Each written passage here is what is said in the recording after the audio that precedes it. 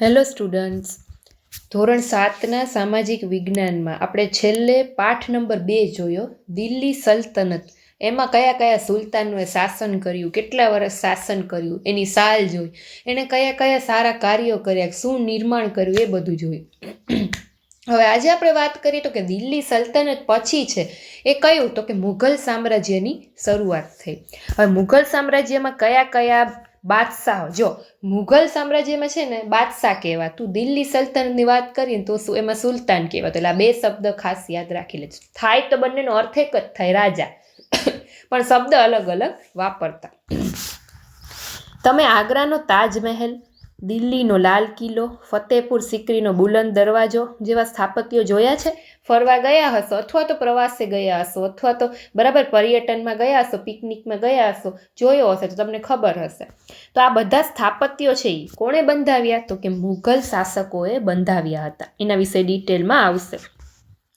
મુઘલ શાસનની સ્થાપના પહેલા સલ્તનત યુગનું શાસન હતું, એ આપણે પાઠ નંબર 2માં ભણી ગયા, દિલ્હી સલ્તનત વિશે. એના પછી આવ્યું મુઘલ સામ્રાજ્ય.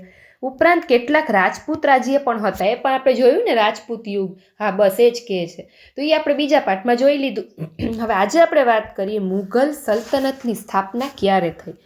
ભારતમાં મુઘલ સામ્રાજ્યની સ્થાપના ઈસવીસન 1526માં બાબરે કરી હતી. જો જીસીઆરટીની એક લીટી છે ને એ આઈએમપી છે, કેમ કે જ્યારે પણ એક્ઝામમાં ક્વેશ્ચન પૂછાય છે ને, જીપીએસસીમાં ઇવન જે ટેક્સ્ટ બુકમાંથી પૂછે છે ત્યારે પછી માથું ખંજવાળતા હોય છોકરાઓ કે આ ક્વેશ્ચન આવ્યો ક્યાંથી, કેમ કે પ્રાઇવેટ પ્રકાશનની બુક લીધી હોય તમે ને એમાં છે એટલું બધું ડિટેલમાં ક્વેશ્ચન આન્સર ન આપ્યા હોય તો એકાદો શબ્દ ટેક્સ્ટ બુકમાંથી પૂછાઈ ગયો, પછી જ્યારે પેપર સોલ્વ કરવા બેસો ને ત્યારે ગોતશો કે આ ક્વેશ્ચન આવ્યો ક્યાંથી, પણ હોય ખરેખર કે એનો ટેક્સ્ટ બુકનો ક્વેશ્ચન હોય, ટેક્સ્ટ બુકમાં જે શબ્દ આપેલો હોય. એટલે ટેક્સ્ટ બુકની તો એક લીટી આઈએમપી છે. વધારાનું પછી તમે બીજું કંઈ વાંચો પ્રાઇવેટ પબ્લિકેશનનું તો વાંધો નથી, પણ ટેક્સ્ટ બુક તો પહેલાં કરી જ લેવાની એમ.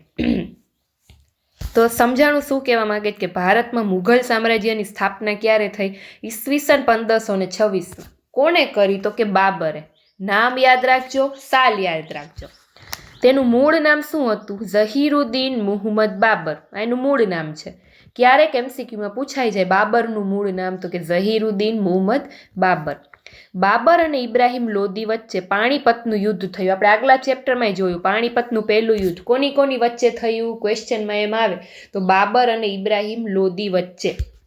તારીખ 20 એપ્રિલ 1526. સાલ તો ઘણી બધી વાર એક્ઝામમાં પૂછાઈ ગઈ છે, તારીખ પણ જો પૂછાય તો 20મી એપ્રિલ 1526માં, જેને પાણીપતના પ્રથમ યુદ્ધ તરીકે ઓળખવામાં આવે છે.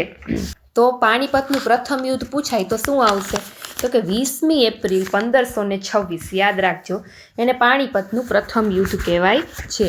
અને બાબરે શું કર્યું? તો કે આ યુદ્ધમાં તોપનો ઉપયોગ કરી ઇબ્રાહિમ લોદીને હરાવ્યો. એટલે એમ ક્વેશ્ચન પૂછાય કે સૌથી પહેલાં તોપનો ઉપયોગ કરનાર કયો સુલતાન અથવા તો કયો બાદશાહ? તો મુઘલ સામ્રાજ્યનો બાબર નામ યાદ રાખવાનું. સૌથી પહેલાં તોપનો ઉપયોગ કરીને કોણે હરાવ્યો? તો કે ઇબ્રાહિમ લોદીને. અને ભારતમાં શું કર્યું? મુઘલ સામ્રાજ્યનો પાયો છે એ સ્થાપી દીધો. ક્લિયર છે આટલું? હવે એક પછી એક મુઘલ શાસકો વિશે આપણે જોતા જઈએ ડિટેલમાં. મુઘલ શાસકોમાં બાબર, હુમાયું, અકબર, જહાંગીર, શાહજહાં અને ઔરંગઝેબનો સમાવેશ થાય છે. આટલા બાદશાહ વિશે આપણે આજે જોવાનું છે. સૌથી પહેલાં આવશે બાબર. સાલ યાદ રાખજો, 1526થી 1530. સાલ યાદ રાખજો. બાબર છે એ કુશાગ્ર બુદ્ધિવાળો અને શક્તિશાળી યોદ્ધા હતો. તે ફારસી અને અરબી ભાષાનો જાણકાર, પ્રકૃતિ પ્રેમી અને લેખક હતો.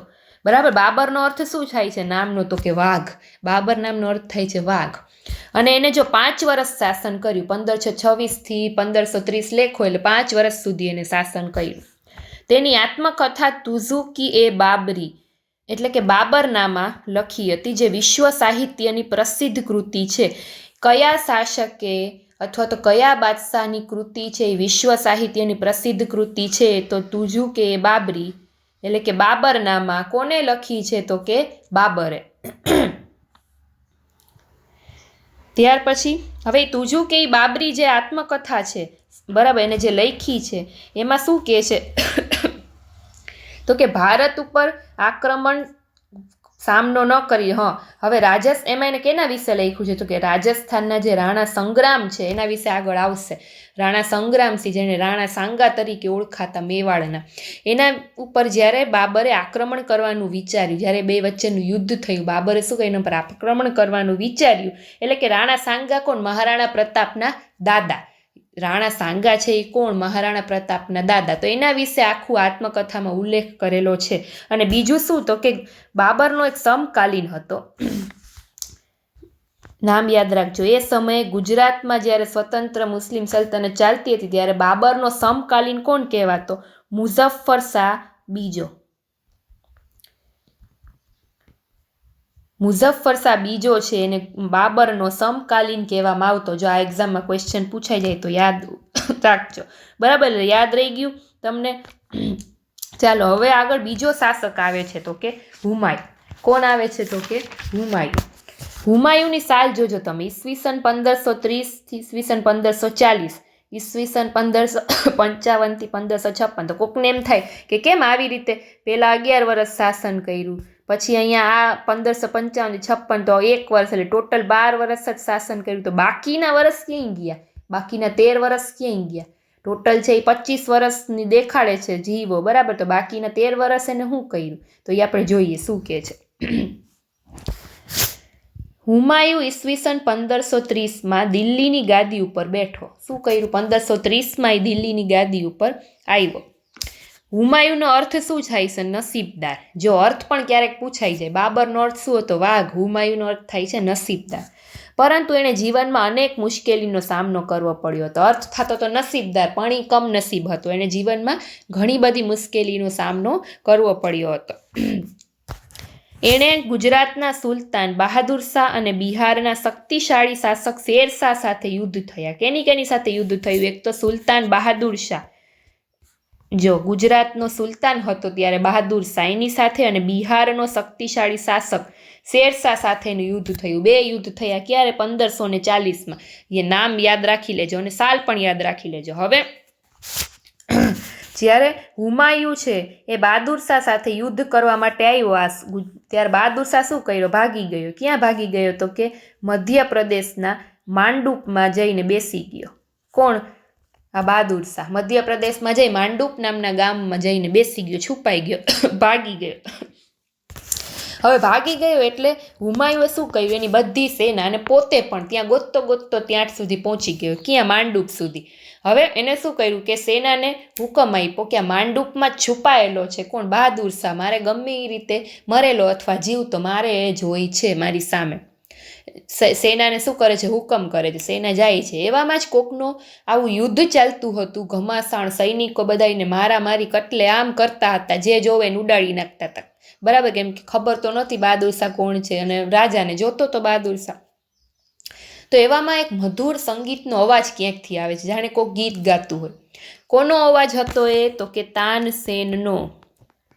નામ યાદ રાખજો, એ તાનસેનનો અવાજ હતો. તાનસેનનો અવાજ આવે છે અને કોના કાન સુધી પહોંચે છે? તો કે હુમાયુના કાન સુધી એ અવાજ પહોંચે છે. હવે હુમાયુને આ અવાજ ખૂબ જ ગમી જાય. એને એમ થાય છે કે આવી અહીંયા કટલેઆમ ચાલુ છે અને આ સંગીતનો સુંદર મધુર અવાજ છે એ કોણ ગાય છે? બરાબર, કોણ લલકારે છે? તો તાનસેન એને મળે છે અને તાનસેનને એનો અવાજ એટલો ગમી જાય છે કે તાનસેનને એ દિલ્હી સુધી લઈ જવાનો નિર્ણય કરી લે છે. પણ તાનસેન એમ કહે છે, હુમાયુનો અવાજ ગમી જાય. હુમાયુ કહે છે કે માગ, તારે જે માગવું હોય, મને તારો અવાજ ગમે છે, તું ખાલી મારી ભેગો દિલ્હી ચાલ, બાકી તારે બદલામાં જે જોતું હોય તું માગી લે.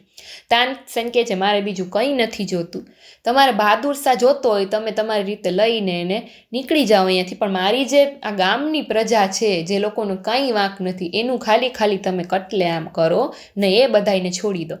માની જાય છે, બરાબર છે, અને તાનસેનને ભેગો દિલ્હી લઈ જાય છે અને ગામના લોકોને છોડી દે છે. હવે એ તાનસેન કોણ હતું? તો કે એને અકબરના દરબારમાં જેને 9 રત્નનું સ્થાન મળ્યું હતું, આગળ આવશે, એ આ તાનસેન હતો. એટલે એમ પૂછાય, અકબરના દરબારમાં 9 રત્નનું સ્થાન મેળવનાર તાનસેન, બરાબર, એ આગળ આવશે. હવે આ એક યુદ્ધ વિશે યાદ રહ્યું. હવે આ યુદ્ધને શું કહેવાતું? મંદોસર નામનું યુદ્ધ. જો યુદ્ધના નામ પણ પૂછે છે. હુમાયુ ને બહાદુર શાહ વિશે જે યુદ્ધ થયું, હમણાં જે આપણે વાત કરી, એને મંદોસર નામનું યુદ્ધ કહેવાય. બરાબર, નામ યાદ રાખજો. ત્યાર પછી કનોજના યુદ્ધમાં, હવે જો પાછું બીજું યુદ્ધ થયું, કોની સાથે? શેરશાહ સાથે હુમાયુનું યુદ્ધ થયું. એ યુદ્ધનું નામ હતું કનોજનું યુદ્ધ. એમાં હુમાયુને હરાવી અને ભારતની બહાર હાંકી કાઢ્યો. શેરશાહ સૂરીએ શું કર્યું? હુમાયુને હરાવી દીધું અને બહાર હાંકી કાઢ્યો. બહાર નીકળી ગયો ભારતની બહાર, એટલે હુમાયુ સીધો ક્યાં જાય છે? તો કે ઈરાનમાં જાય છે. ક્યાં? સીધો જાય છે ઈરાન દેશમાં. ઈરાન દેશમાં જાય છે ને ઈરાનનો ત્યારે શાહ હોય છે, ત્યાં રાજ કરનાર કોણ હોય છે? શાહ હોય છે. જો ઈરાનનો શહેનશાહ એની પાસે મદદ માગે છે, બરાબર, એની પાસે મદદ માગે છે. ક્યારે? તો કે 1545માં. અને મદદ માગી અને એને સૈન્યની લશ્કરી મદદ માગે છે, એટલે ઓલો એને સૈન્ય આપે છે. સૈન્યની સાથે પછી હુમાયુ છે એ કાબુલ અને કંદહાર જીતે છે. કોની મદદથી? શહેનશાહ જે સૈન્ય આપે છે એની મદદથી, બરાબર. અને કાબુલ ને કંદહાર જીતે છે. તેમજ ઈસવીસો 1555માં પાછું ભારત ઉપર પોતાની સત્તાની સ્થાપના કરી દે છે. સમજાય છે? પાછો થોડા વર્ષ પછી, એટલે કે 1555માં ફરી પાછો ભારત આવીને પોતાની સત્તા સ્થાપી જાય છે. પહેલાં ક્યાં જાય છે? ઈરાન. અહીંયા શહેનશાહ નામનો હોય છે બાદશાહ, એની પાસે મદદ માગે છે લશ્કરી સેનાની મદદથી કાબુલ ને કંદહાર જે અફઘાનિસ્તાનમાં આવેલા છે એ બેને પહેલાં જીતે છે. અને પછી પાછું 1555માં ભારત ઉપર પોતાની સત્તા સ્થાપી દે છે. આટલું યાદ રાખવું જરૂરી છે. Okay, clear? યાદ રહી ગયું? હવે હુમાયુના પિતા છે એની જેમ જ હુમાયુ પણ વાંચન લેખનનો શોખીન હતો. શેનો શોખીન હતો? વાંચવું અને લખવું. તેણે દિલ્હી પાસે દીન પનાહ નામનું નગર વસાવ્યું. દિલ્હી પાસે કયું નગર વસાવ્યું? દીન પનાહ નામનું. સાંજના પ્રાર્થનાનો સમય થતાં વાંચનાલયમાંથી ઝડપથી પગથિયા ઉતરતા પડી જવાથી એનું મૃત્યુ થયું. જો કેવું મૃત્યુ, કેવો કમનસીબ કહેવાય. લાઇબ્રેરીમાંથી વાંચીને બહાર નીકળતો હતો અને પગથિયા ઉપરથી પડી ગયો અને એમાં મૃત્યુ થઈ ગયું છે ને. એટલે નામનો અર્થ જ ખાલી નસીબદાર હતો, પણ એ કમનસીબ હતો, બરાબર, એમ કહેવાય છે.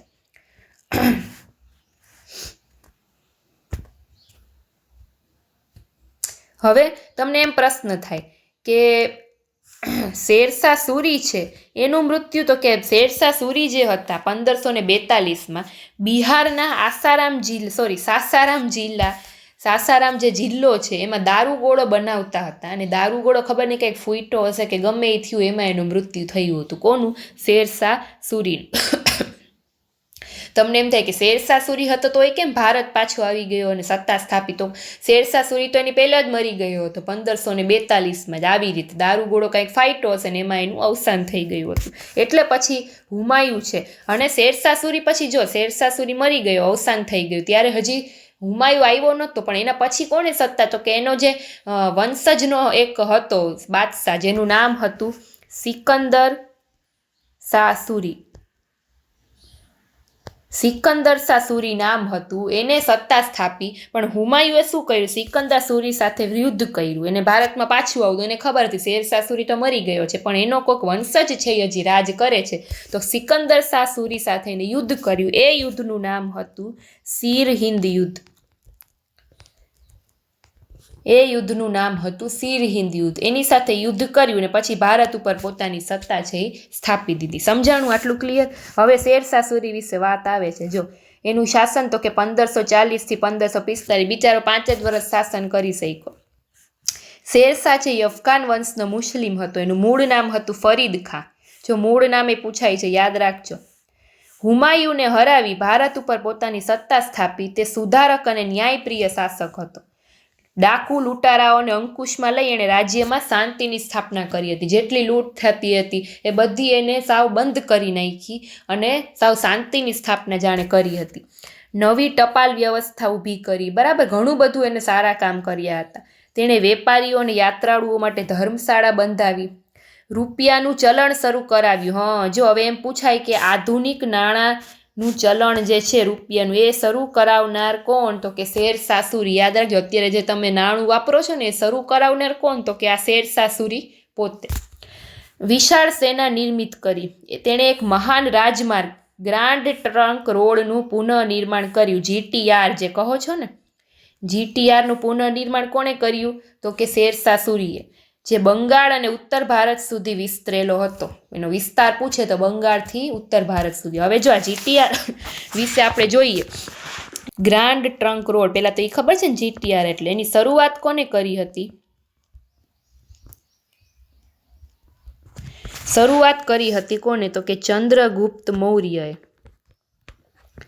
ચંદ્રગુપ્ત મૌર્યએ ઇતિહાસમાં મેં મારા લેક્ચર છે એમાં મેં ભણાવ્યું હતું. ચંદ્રગુપ્ત મૌર્ય જીટીયાની શરૂઆત કરી, પછી પુનઃનિર્માણ કરવા કોણ આવ્યું? તો કે હમણાં આપણે ભણ્યા શેરશાહ સૂરી. ત્યાર પછી આધુનિક રિનોવેશન, આધુનિક સમયમાં રિનોવેશન કરાવનાર કોણ? તો કે પછી ડેલહાઉસી. એટલે 3 નામ જીટીઆર વિશે પૂછાય તો યાદ રાખજો. ડેલહાઉસી વિશે તો હજી હવે આવશે, અત્યારે આપણે અહીંયા પહોંચ્યા છીએ, આના વિશે આપણે ભણી લીધું બરાબર હિસ્ટ્રીમાં. તો જીટીઆર વિશે ખબર પડી ગઈ. શરૂઆત કરાવનાર ચંદ્રગુપ્ત મૌર્ય, પુનઃનિર્માણ કરનાર શેરશાહ સૂરી અને આધુનિક સમયમાં પાછું રિનોવેશન કરાવનાર ડેલહાઉસી. ઓકે, ચાલો. શેરશાહ છે ઈસવીસન 1545માં તોપનું નિરીક્ષણ કરતા હતા ત્યારે અકસ્માત થવાથી શું થયું ભાઈ? મૃત્યુ પામ્યા. તેમના મૃત્યુ પછી એમના જેવો કોઈ શક્તિશાળી શાસક ગાદી ઉપર આવ્યો જ નહીં.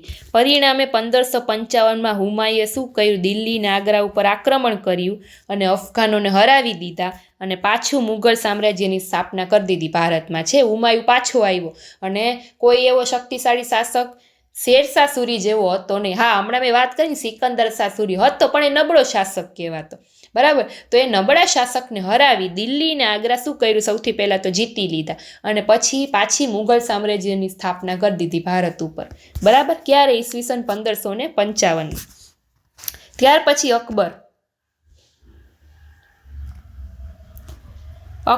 ઈસવીસન 1556થી લઈને 1605 સુધી અકબર છે એ રાજા તરીકે ભારતના ઇતિહાસમાં ગણનાપાત્ર સ્થાન ધરાવે છે. અકબરનું નામ તો કોણે નથી સાંભળ્યું? એનો જન્મ તો કે 1542માં અમરકોટના હિન્દુ રાજપૂત રાજાના ઘરે થયો હતો. જો અકબરનો જન્મ ક્યાં થયો હતો? 1542માં અમરકોટના હિન્દુ રાજપૂત હતા રાજા, એના ઘરે થયો હતો બરાબર. હુમાયુના અવસાન બાદ માત્ર 14 વર્ષની વયે તે દિલ્હીનો બાદશાહ બન્યો. વિચાર કરો, 14 જ વર્ષની ઉંમર હતી ક્યારે? જ્યારે પાણીપતનું બીજું યુદ્ધ થયું. વાત ખાસ સાંભળજો. આગલા આપણે પાણીપતનું પહેલા યુદ્ધ વિશે વાત કરી. આ પાણીપતનું જ્યારે બીજું યુદ્ધ થયું કોની વચ્ચે? તો કે અકબર અને હેમુ વચ્ચે પાણીપતનું બીજું યુદ્ધ થયું 1556માં. ત્યારે અકબર છે માત્ર 14 વર્ષની ઉંમરનો હતો. એ 14 વર્ષની ઉંમરમાં એને યુદ્ધ કર્યું અને અકબર જીતી ગયો બરાબર. એમાં અકબરનો શું થયો? વિજય થયો.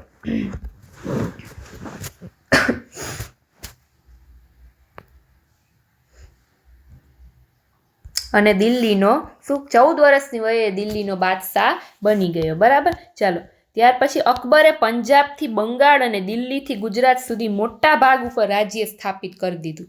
પંજાબથી બંગાળ અને દિલ્હીથી ગુજરાત સુધી આખો વિસ્તાર છે એ કોને? અકબરે રોકી લીધો. અકબર અને મેવાડના રાણા પ્રતાપ વચ્ચે બહુ જ જાણીતું હલ્દી ઘાટીનું યુદ્ધ થયું. જો વળી પાછું યુદ્ધનું નામ આવ્યું. કયું? હલ્દી ઘાટીનું યુદ્ધ. કોની વચ્ચે થયું? અકબર અને મેવાડના રાણા પ્રતાપ. મેવાડના રાણા પ્રતાપ વિશે પણ આગળ આવશે, આપણે જોશું. અકબરે અને આની જો સાલ પૂછે, હલ્દી ઘાટીના યુદ્ધની સાલ પૂછે તો યાદ રાખજો 1576. આમાં નથી આપી, હું તમને કહું છું. 1576માં અકબર અને મહારાણા પ્રતાપ વચ્ચે હલ્દી ઘાટીનું યુદ્ધ થયું.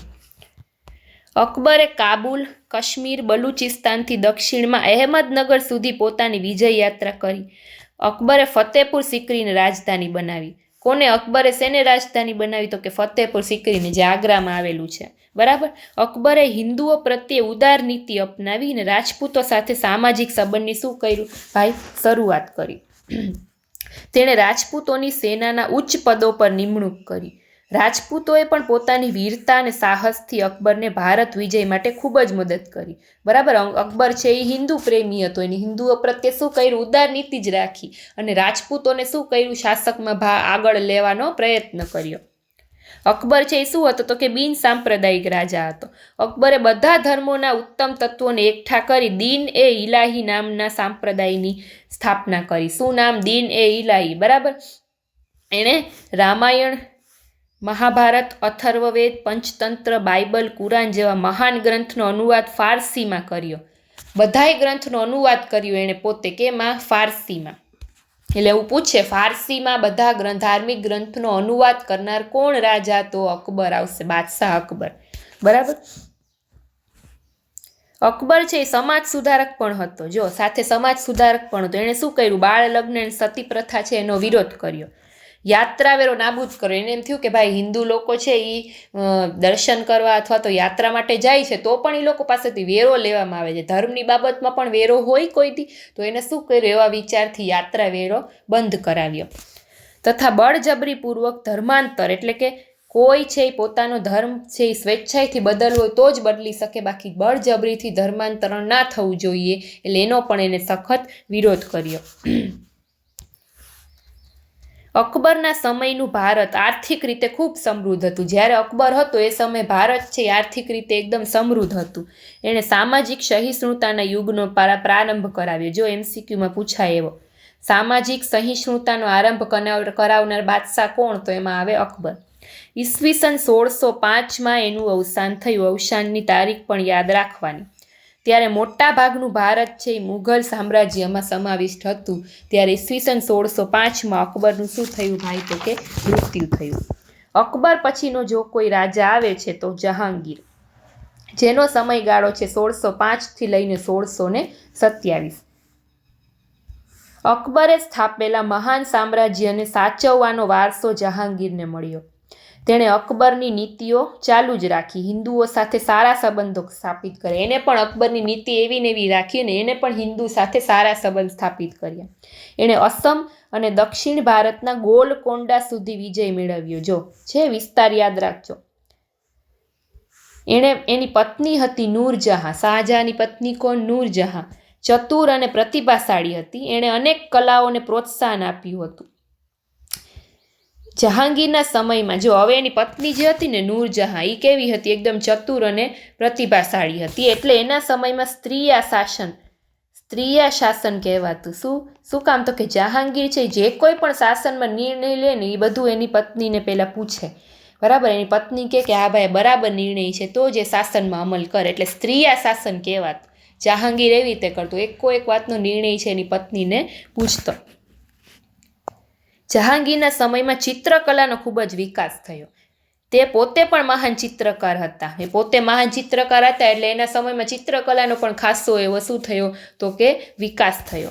જહાંગીરનું અવસાન થતાં એનો પુત્ર શાહજહાં ગાદી ઉપર આવે. 1627માં જહાંગીરનું અવસાન થયું ત્યારે એનો પુત્ર છે શાહજહાં એ ગાદી આવ્યો. હવે જો ચિત્રકલાની એક વાત આવી તો વાત યાદ આવ્યું કે જહાંગીરના દરબારમાં એક પ્રખ્યાત ચિત્રકાર મંસૂર, જો આ નામ પણ પૂછાય છે, આગળ આવશે. આ ક્વેશ્ચન GPSCમાં પૂછાયેલો હતો એક વખત. જ્યારે છોકરાઓને ખબર જ નથી કે આ ક્વેશ્ચન આવ્યો ક્યાંથી, ઘરે આવીને બધાય ગોતાગોત કરે, પણ 7મા ધોરણની આ સામાજિક વિજ્ઞાનની ચોપડીમાંથી આ પ્રશ્ન નીકળો. આગળ આવશે જોજો આ પ્રશ્ન. એટલે ટેક્સ્ટબુકની એક લીટી IMP છે. ચિત્રકારનું નામ શું? જહાંગીરના સમયમાં પ્રખ્યાત ચિત્રકારના દરબારમાં હતો કોણ? મંસૂર. અવસાન ક્યારે થયું? તો કે 1627માં. અને પછી એનો પુત્ર આવ્યો શાહજહાં. હવે એના વિશે વાત કરીએ. શાહજહાંનો સમયગાળો 1627 લઈને 1658. શાહજહાંનું હુલામણું નામ હતું ખુર્રમ. છે બધા એના હુલામણા નામ આપે છે. એણે દક્ષિણ ભારતમાં વિજય કર્યો. તે તેના પિતા જેટલો જ શક્તિશાળી ને કલા સ્થાપત્યનો ચાહક હતો. એના પિતા હતા બરાબર જહાંગીર, એના જેવો જ પોતે પણ કલા સ્થાપત્યનો ચાહક હતો. એની પત્ની મુમતાજ, શાહજહાંની પત્ની કોણ? મુમતાજ, જે બધાને ખબર છે બરાબર. એના અવસાન પછી શું કર્યું? એની યાદમાં એને વિશ્વ પ્રસિદ્ધ તાજમહેલનું નિર્માણ કરાવ્યું.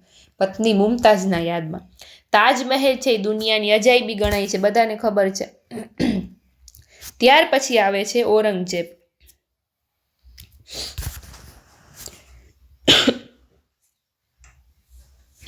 હવે આ શાહજહાંને છે ને ઔરંગઝેબે કેદ કરીને રાખ્યો હતો. શું?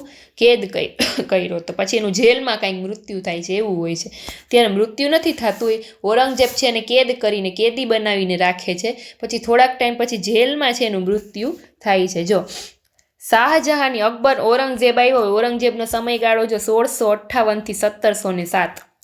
શાહજહાંની નાદુરસ્ત તબિયતનો લાભ લઈ એના પુત્રો વચ્ચે સામ્રાજ્ય ઉપર આધિપત્ય જમાવવા ભયંકર આંતરવિગ્રહ શરૂ થયો. શાહજહાંના મોટા પુત્ર દારા શિકોહ અને ઔરંગઝેબ વચ્ચે સંઘર્ષ થયો. હવે શાહજહાંને 4 દીકરા હતા. શાહજહાંને 4 પુત્ર હતા. પહેલા પુત્રનું નામ દારા શિકો, બીજા પુત્રનું નામ છે ઔરંગઝેબ, ત્રીજો પુત્ર મુરાદ અને ચોથા પુત્રનું નામ છે સુજા. જો આ 4 પુત્રમાંથી ગમે એક ઓપ્શનમાં પૂછ્યો હોય તો તમને યાદ રહેવા જોઈએ. શાહજહાંના 4 પુત્ર કયા કયા? દારા શિકો, ઔરંગઝેબ, મુરાદ અને સુજા. આ ઔરંગઝેબ એના જ પિતાને જેલમાં કેદ કરીને રાખ્યા હતા, બરાબર, શાહજહાંને. પછી જેલમાં જ એનું મૃત્યુ થાય છે, એ આવશે આગળ. અને શાહજહાંની પુત્રી પણ હતી. કેટલી? 3 પુત્રી હતી, પણ 2ના નામ યાદ છે મને, રોશન આરા અને બીજી તો કે જહાં આરા, એવી પુત્રીના કંઈક નામ હતા. હજી એક પુત્રી હતી, બરાબર, પુત્રીના નામ પણ યાદ રાખજો. પછી શાહજહાં છે એની પણ જેલમાં મૃત્યુ થાય છે, પણ દારા શિકો છે એની હત્યા કરી નાખે છે ઔરંગઝેબ, અને મુરાદને પાછળ એને પણ જેલનો કેદી બનાવી દે છે, બરાબર. અને સુજા જે હોય છે નાનો ભાઈ, એને શું કરે? દેશની બહાર કાઢી મૂકે. ટૂંકમાં અંદર ભાઈ બાજ 3 ભાઈનો ખેલ ખતમ કરી નાખે છે અને પોતે છે સત્તા સ્થાપી દે છે. એના પિતાને જેલમાં કેદ કરી ત્યાં જ મરી જાય છે જેલમાં જ. એનો ભાઈ છે દારા શિકો, એને શું કરે છે? એની હત્યા કરી નાખે છે. મુરાદને જેલનો કેદી બનાવી દે છે અને આ જે છેલ્લો હોય છે સુજા, એને દેશમાંથી કાઢી નાખે છે અને પોતે છે એ સત્તા સ્થાપી દે છે, બરાબર. સમજાણ? તો કે ટોટલ 50 વર્ષ શાસન કરે છે ઔરંગઝેબ. હવે એના વિશે જોઈએ આપણે. જો મેં જેમ કીધું એમ ઔરંગઝેબ પોતાના 3 ભાઈનો એક પછી એક હરાવી અને એની હત્યા કરીને શું કરે છે? જેલમાં ધકેલી દઈ અને પોતે ગાદી પચાવી પાડે છે, બરાબર. ઔરંગઝેબ છે 51 વર્ષ સુધી રાજ્ય કરે છે. તેના રાજ્યમાં ઉત્તરે કાશ્મીરથી લઈને દક્ષિણે જિંજી અને પૂર્વના ચટ્ટગાંવથી લઈ પશ્ચિમના હિન્દુ કુશ સુધી એનો સમાવિષ્ટ આખું એનું એટલું રાજ્ય વિસ્તાર હતો. હવે ઔરંગઝેબ છે એ સુન્ની મુસ્લિમ હતો, એવો ક્વેશ્ચન પૂછાય તો યાદ રાખજો. અને અત્યંત સાદું જીવન જીવતો હતો. એણે અકબરની ધાર્મિક નીતિનો ત્યાગ કરી ધાર્મિક અસહિષ્ણુતા દાખવી હતી. એ સંગીત કલાનો, મૂર્તિ પૂજાનો અને ધાર્મિક ઉત્સવનો સાવ વિરોધી હતો. બધા શાહજહાંથી, ટૂંકમાં જહાંગીર ને શાહજહાંથી સાવ ઉલટો હતો. એને સંગીત કે એવું કાંઈ ગમતું નહીં. એના સમયમાં ઘણા બધા વિદ્રોહો થયા. તે એક શક્તિશાળી બાદશાહ કહેવાતો. એણે લાંબા સમય સુધી ભારતના મોટા ભાગ ઉપર શાસન કર્યું હતું. 1707માં એનું મૃત્યુ થયું. હવે એના મૃત્યુ બાદ છે નિર્બળ શાસકો ગાદી ઉપર આવતા મુઘલ સામ્રાજ્યનો પતનનો આરંભ શરૂ થઈ ગયો. એના ઔરંગઝેબ પછી કોઈ સારો શાસક રહ્યો જ ન હતો શક્તિશાળી કે જે મુઘલ સામ્રાજ્યને સાચવી શકે. એટલે ધીમે ધીમે એના મુઘલ સામ્રાજ્યના પતનનો આરંભ ચાલુ થઈ ગયો. ક્યારે મૃત્યુ થયું? 1707માં. હવે આપણે આગળ વાત કરીએ રાણા સંગ્રામસિંહ, જે આગળ આવ્યું હતું ને, એટલે કે રાણા સાંગા, મહારાણા પ્રતાપના દાદા. બાબરના સમકાલીન મેવાડના રાણા સંગ્રામસિંહ રાણા સાંગા તરીકે પ્રખ્યાત છે. તેઓ વીર અને સાહસિક હતા. અનેક યુદ્ધમાં વિજયી બન્યા હતા. જો કે બાબર સામેના ખાનવાના યુદ્ધમાં એમની હાર થઈ અને એનું સામ્રાજ્ય નૈવત થઈ ગયું. બાબર સાથે ખાનવા નામનું યુદ્ધ થયું હતું, એમાં રાણા સંગ્રામસિંહ છે એ હારી ગયા, બરાબર. હવે મહારાણા પ્રતાપ. મુઘલ સામ્રાજ્યમાં અકબરની સામે મેદાને પાડનાર મહારાણા પ્રતાપ મેવાડના પ્રતાપી રાજવા હતા. મહારાણા પ્રતાપ વિશે તો બધાને ખબર હશે. અકબરે મેવાડ પર આક્રમણ કરતા બંને વચ્ચે હલ્દી ઘાટીનું યુદ્ધ થયું, આગળ પણ આવ્યું. મહારાણા પ્રતાપ અને અકબર વચ્ચે કયું યુદ્ધ થયું? હલ્દી ઘાટીનું. અકબર વિજયી થયા એમાં, પરંતુ રાણા પ્રતાપે ઉદયપુરની આસપાસના વિસ્તારમાં પોતાની સત્તા સ્થાપીને સંઘર્ષ શું કર્યો? ચાલુ જ રાખ્યો. વિજય થઈ ગયો અકબર, પણ ઉદયપુરની આસપાસ રાણા પ્રતાપ છે એનો સત્તા છે એ સ્થાપતો ગયો. બંને વચ્ચે સમજૂતીના અનેક પ્રયત્નો થયા, પરંતુ રાણા ચિત્તોડ છોડવા તૈયાર ન હતો, બરાબર. સમજૂતીના ઘણા પ્રયત્નો થયા, પણ રાણા છે એ ચિત્તોડ છોડવા તૈયાર ન હતો. એણે છાપામાર યુદ્ધ ચાલુ રાખ્યું. ઈસવીસન 1576ના હલ્દી ઘાટીના પરાજય બાદ રાણા પ્રતાપ ગોંગુડામાં રાજધાની લઈ ગયા. હવે મહારાણા પ્રતાપ એવું નક્કી કર્યું હતું કે જ્યાં સુધી હું મુઘલ સામ્રાજ્યને સાવ અંત નહીં કરું ત્યાં સુધી મેં અમુક ટેક રાખી હતી. અને સૌથી પહેલી ટેક એવી હતી કે જ્યાં સુધી હું મુઘલ સામ્રાજ્યના શાસકોને નહીં હરાવી દઉં ત્યાં સુધી હું મિષ્ટાન મોઢામાં નહીં રાખું. આવું સાંભળેલું છે, સાચું તો ખબર ના હોય. બરાબર. એક તો એમ કે મિષ્ટાન હું મોઢામાં નહીં રાખું, બીજું તો કે મારા માથાના વાળ છે ત્યાં સુધી હું કપાવીશ નહીં. એટલે કેવો બહાદુર શાસક હતો, બરાબર, વચન પ્રેમી શાસક હતો.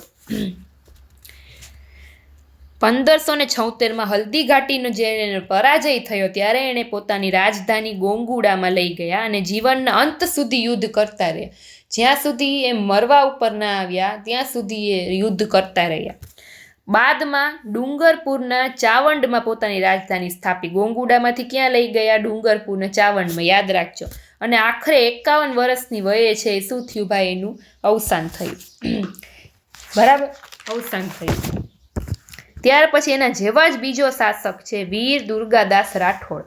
દુર્ગાદાસ રાઠોડ મારવાડાના શાસક જસવંતસિંહના મંત્રી અશ્કરણ રાઠોડના પુત્ર હતા. બરાબર, યાદ રાખજો. એમની તુલના રાણા પ્રતાપ સાથે કરવામાં આવે છે કેમ કે એ પણ એવા જ શક્તિશાળી શાસક હતા.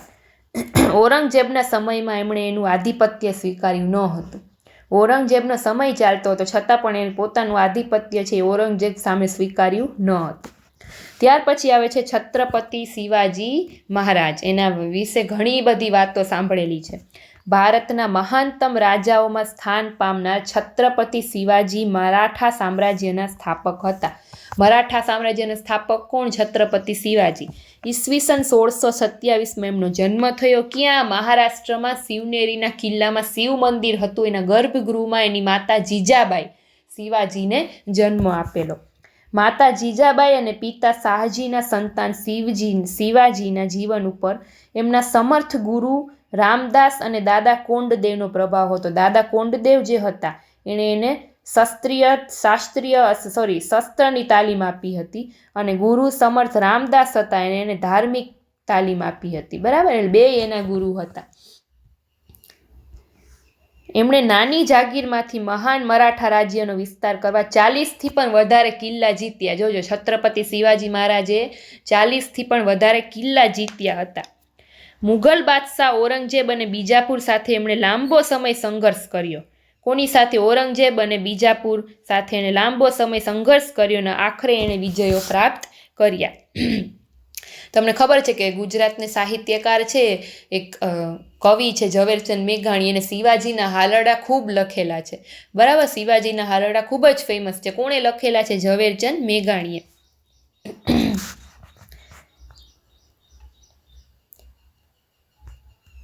એક હાલરડું છે, તમે એકાદી લાઈન સાંભળેલી હશે. બરાબર, ઝવેરચંદ મેઘાણીએ લખેલું છે.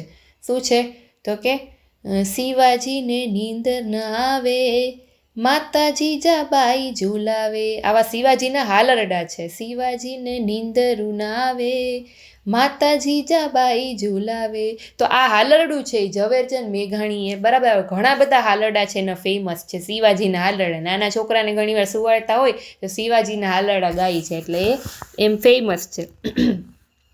1665માં મુઘલ સમ્રાટ સાથે એમની હાર થતાં એમની સાથે સંધિ કરી. 1665માં મુઘલ સમ્રાટ સાથે શું થયું ભાઈ? છત્રપતિ શિવાજીની હાર થઈ અને પછી એને સંધિ કરી.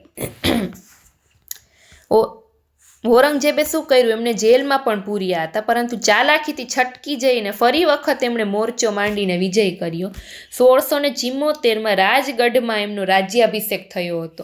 એમ પૂછાય, શિવાજીનો રાજ્યાભિષેક 1674માં રાયગઢમાં એનો રાજ્યાભિષેક છે એ થયો હતો. યાદ રાખજો, આ પૂછાયેલો ક્વેશ્ચન છે. અને હિન્દુ સમ્રાટ તરીકે ખ્યાતિ પામી. એણે મહાન વિજેતા હોવા ઉપરાંત કુશળ વહીવટકર્તા અને સંગઠનકર્તા પણ હતા. એમના મંત્રીમંડળને અષ્ટપ્રધાન મંડળ કહેવામાં આવતું. કોના સમયમાં મંત્રીમંડળને અષ્ટપ્રધાન મંડળ કહેવામાં આવતું? તો કે છત્રપતિ શિવાજી મહારાજ. ઈસવીસન 1680માં શું થયું? એનું અવસાન થયું. અવસાનની તારીખ પણ યાદ રાખજો. ચાલો, હવે મુઘલ સામ્રાજ્યની રાજ્ય વ્યવસ્થા કેવી હતી? અત્યાર સુધી આપણે બધા બાદશાહ વિશે જોઈ લીધું. હવે એની રાજ્ય વ્યવસ્થા કેવી હતી જોઈએ. તો કે મુઘલ વહીવટી તંત્રની વ્યવસ્થિત સ્થાપના અકબર દ્વારા થઈ હતી. કેમ કે બાબર છે ને તો 5 જ વર્ષ શાસન કર્યું હતું. હુમાયુ પણ શાસન કર્યું પણ એટલું ડેવલપ ના કરી શક્યો મુઘલને. સાચો જે ડેવલપ કરનાર જે હતો એ કોણ હતો? તો કે અકબર.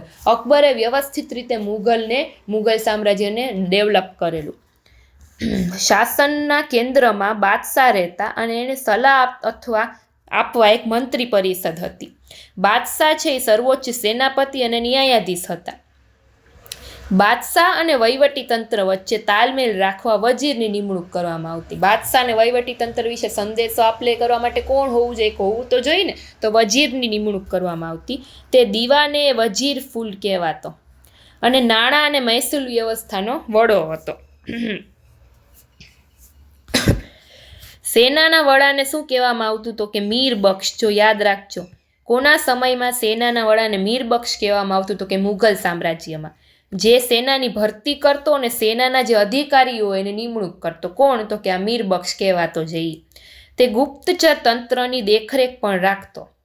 મુઘલ વહીવટ તંત્રના ગુપ્તચરો વાકિયા નવીસ તરીકે ઓળખાતા. શું ઓળખાતા? વાકિયા નવીસ તરીકે ઓળખાતા. સમ્રાટની અંગત જરૂરિયાતનું ધ્યાન રાખવા મીર એ સમાન નામનો વિભાગ હતો. જેની અંગત જરૂરિયાતો હોય, આ બધા સમ્રાટની અંગત જરૂરિયાતો હોય એનું ધ્યાન રાખવાનો એક અલગ વિભાગ હતો. સરકારી કારખાનાઓનો વડો હતો. ન્યાય વ્યવસ્થાનો વડો કોણ કહેવાતો? ન્યાય વ્યવસ્થાનો વડો તો કે કાજી કહેવાતો. આ બધું મુઘલ સામ્રાજ્યની રાજ્ય વ્યવસ્થાની વિશે વાત હતી. હવે મહેસૂલી વ્યવસ્થા કેવી હતી? તો કે અકબરે ભારતમાં એક નવી જ મહેસૂલી વ્યવસ્થાનો આરંભ કર્યો. એણે મનસબદારી, જો તે નામ યાદ રાખજો, મનસબદારી વ્યવસ્થા તરીકે ઓળખવામાં આવતી. મહેસૂલનો દર વાર્ષિક ઉપજના 1/3 ભાગ જેટલો હતો. કેટલો? 1/3 ભાગ જેટલો હતો. બરાબર. એટલે 100% ઉપજ થઈ હોય એમાંથી 33% કર તરીકે. બરાબર. એવી રીતે અકબરનો મહેસૂલ વ્યવસ્થાનો સ્થાપક કોણ હતો? ટોડરમલ. જો MCQમાં પૂછાય, અકબરની મહેસૂલ વ્યવસ્થાનો સ્થાપક કોણ હતો? તો કે ટોડરમલ. મનસબદારી પદ્ધતિ સેના અને મહેસૂલ એમ બંને સાથે સંકળાયેલી હતી. મનસબ એટલે શું? જાગીર. અને મનસબદાર એટલે શું? જાગીરનો વડો. જે જાગીરમાંથી મહેસૂલ ઉઘરાવતા અને તે વિસ્તારનો કાયદો અને વ્યવસ્થા જાળવતો. આ માટે તેને જાગીર પ્રમાણે લશ્કર આપવામાં આવતું. એના વિસ્તારના વડો ન્યાયાધીશ પણ ગણાતો. બરાબર. અને આ જે મુઘલ મનસબદારની વ્યવસ્થા હતી વિશ્વમાં અનોખી હતી અને વિશ્વમાં સૌથી વધારે વેતન ધરાવતી વ્યવસ્થા કઈ એમ પૂછાય તો મનસબદાર, જે મુઘલ સામ્રાજ્યના ટાઈમમાં હતી. બરાબર. મુઘલકાલીન સંસ્કૃતિ તો કે કોણે કયા કયા નિર્માણ કર્યા? જો બાબરે આગ્રા અને લાહોરમાં બગીચાના નિર્માણ કરાવ્યા. યાદ રાખજો બધું. શેરશાહે સસારામમાં મકબરો અને દિલ્હીમાં મસ્જિદ બંધાવી. અકબરે આગ્રાનો કિલ્લો બંધાવ્યો હતો અને આગ્રાથી 36 કિલોમીટર દૂર ફતેહપુર સિકરી છે એમાં પણ એને વિશિષ્ટ બાંધકામો કર્યા. જેમાં ગુજરાત વિજયની યાદમાં બંધાવેલ બુલંદ દરવાજો, સલીમ ચિશ્તીની દરગાહ, મસ્જિદ અને પંચમહલનો પણ સમાવેશ થાય છે. ત્યાર પછી જહાંગીરે શું કર્યું? તો કે એના બાંધકામમાં સંગે મરમરનો ઉપયોગ વધારે થતો. શાહજહાંનો સમય છે એ મુઘલ સામ્રાજ્યના સ્થાપત્યનો સુવર્ણ યુગ ગણાતો. કોને મુઘલ સામ્રાજ્યની સ્થાપત્યનો સુવર્ણ યુગ ગણાતો? તો કે શાહજહાંનો સમય. તેણે આગ્રામાં તાજમહેલ અને મોતી મસ્જિદ તેમજ દિલ્હીમાં લાલ કિલ્લાનું નિર્માણ કરાવ્યું. ઔરંગઝેબે પોતાની પત્નીની યાદમાં રાબિયા ઉદ દૌરાનનો મકબરો બનાવ્યો. યાદ રાખજો. અને તે તાજમહેલ જેવો જ કેવો હતો? તો કે કલાત્મક હતો. બરાબર. ત્યાર પછી હવે ચિત્રકલા વિશે વાત કરીએ તો કે મુઘલ ચિત્રકલા વિશ્વ વિખ્યાત હતી. જહાંગીરના સમયમાં એનો ખૂબ વિકાસ થયો. મુઘલ શાસકો ઉત્તમ ચિત્રકારોને દિલ્હીમાં આમંત્રિત કરતા. જે ઉત્તમ ચિત્રકારો હોય તે મુઘલ શાસકો શું કરે? બધાને દિલ્હીમાં ઇન્વિટેશન મોકલે અને એને બોલાવે. અકબરના સમયમાં જસવંત અને બસાવન નામના મહાન ચિત્રકારો છે એ હતા. અકબરના સમયમાં કોણ? જસવંત અને બસાવન. જો આવા એક્ઝામમાં ક્વેશ્ચન પૂછાશે. તેમણે ફારસી કથાઓ, મહાભારતના અનુવાદના પુસ્તકો અને અકબરનામામાં પુષ્કળ સુંદર ચિત્રો દોર્યા હતા. પછી જહાંગીરના સમયમાં કોણ? તો કે મંસૂર. મેં આગળ વાત કરી ને કે GPSCમાં પૂછાયેલો હતો. એ નામનો ચિત્રકાર વિશ્વવિખ્યાત હતો. જહાંગીરે શું કર્યું? તો કે એક ચિત્રશાળાની સ્થાપના કરી હતી. આ સમયે રાજસ્થાન, ગુજરાત, પંજાબ, હિમાચલ પ્રદેશ અને દક્ષિણના રાજ્યોમાં પણ ચિત્રકળાનો વિકાસ થયો હતો.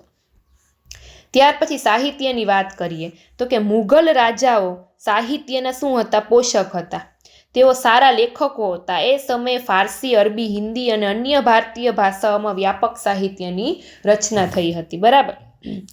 અબુલ ફઝલે અકબરનામા નામના ગ્રંથમાં અકબરની જીવન કથા આલેખી છે. જો યાદ રાખજો, કોણે અબુલ ફઝલે અકબરનામામાં અકબરની આખી જીવન કથા લખેલી છે.